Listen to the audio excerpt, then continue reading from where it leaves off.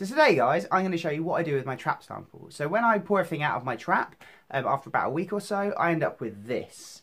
It's pretty grim. I don't know if you can see that there, but yeah, this is all kinds of insects and bits of gunk that have fallen into my trap. And my job is to turn this not so attractive fluid into something a bit like this. So these are some bees that fall into some of my traps, and by pinning them out like this I can see their ID characteristics and I can find out what they are. I can note them down and tell all the people that need to know. Okay, I've got two samples here. I've got trap sample 1 and I've got trap sample 2. These are both from the site Sherrod's Park Wood in Welwyn Garden City. They're all labelled and I've written down in my beautiful booklet where I found them and stuff like that. They're like really important location information that I'll need to put on the specimens later. So what I'll do first, I'm going to do this one first. This is trap number 2. So what I'll do is I'll just open a little plastic tub and then I'm just going to pour my sample, make sure I get everything out of it, give it a bit of a swish into here. So still a bit grim, make sure there's nothing on the inside there.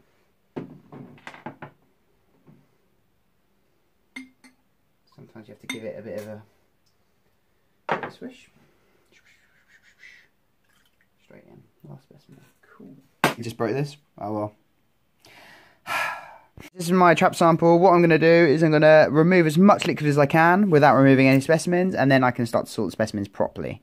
Yeah, what I tend to use is a hypodermic needle, and then I can use this to take out a tiny bit of water at a time. I'm going to do it one-handed. And then what I usually do is put this under the microscope so I make sure I don't suck up any specimens, and then all I do is I'll just put it into another thing. I'll do this gradually until I get the water level to about here, and then I'll start to sift properly. Okay, so what I'm going to do is I'm going to transfer this stuff. Now I've taken quite a lot of liquid out into this shallower pot, and this will give me more space to work with and less fluid to dig through. So I'm going to sift through using my forceps, these guys. I'm going to take the big stuff out first. I've got a nice red-tailed bumblebee I'm going to pull out here. And I've got a moth of some description that will take up quite a lot. And then I can put it under the microscope. And then I can hopefully see the really teeny tiny stuff a lot better. So this process can take anywhere between 10 minutes to 2 hours, depending on what sort of stuff you're dealing with. If you're dealing with loads of little things, then it will obviously take longer. If you've only got a few big things in your trap, then obviously it's a lot shorter. So this process can vary significantly, and sometimes I'll have to leave trap samples and come back to them later just because it takes so long. So don't be under any false pretense that this would be a really easy job and it'll only take a little while, because especially when you're using a microscope, you notice how much more is actually in your sample. It's really important that you get out as much as you can. Even partially damaged specimens can be of some worth and some use.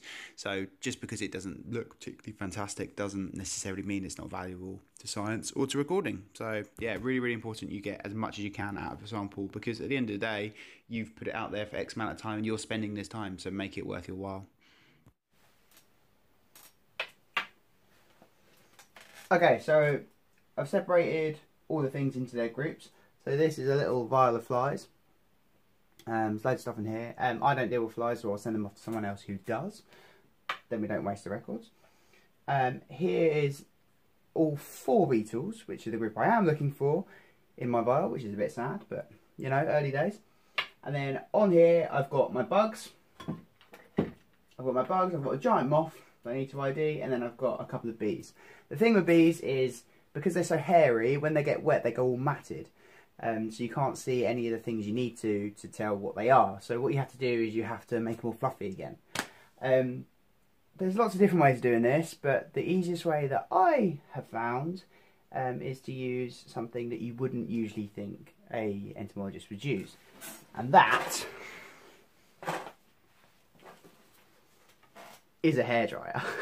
So the way I prepare my bees to make them all nice and fluffy is actually to give them a bath. So what I'll do is I'll get a bit of washing up liquid, a bit of warm water, and I will literally put my specimens in that water like that. I've only got 2, so it's not too bad today. Sometimes I've got quite a lot that I do all at once. Put the lid on. And it is literally as simple as giving it a little shake. Come on, shake, shake, shake, shake, a shake, yeah. A shake, shake, shake, shake, a shake, yeah.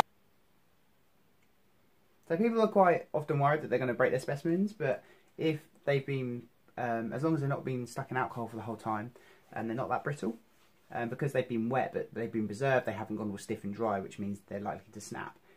Here, you can see them here, they're quite happy in there, and the detergent will take off all the grease and stuff like that, and it will also help unmat their hair.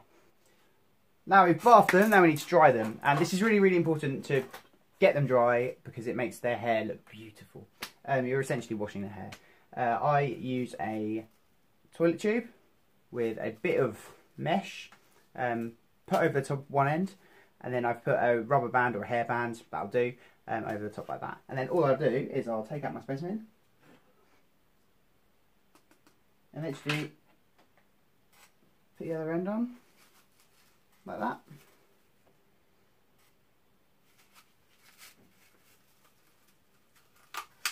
As you can see, those two specimens in there. Make sure that the hole in your gauze isn't big enough for your specimens to fall out. And then you get your hair dryer and you just give it a bit of a hair dryer. It is important not to keep the hair dryer in one place because then you'll make the whole thing hot and then you could have a fire hazard. And make sure you move your hair around as well. Move your specimens around because then you get an even dryer over it. Otherwise you get matted areas, or half it's dry and half it isn't.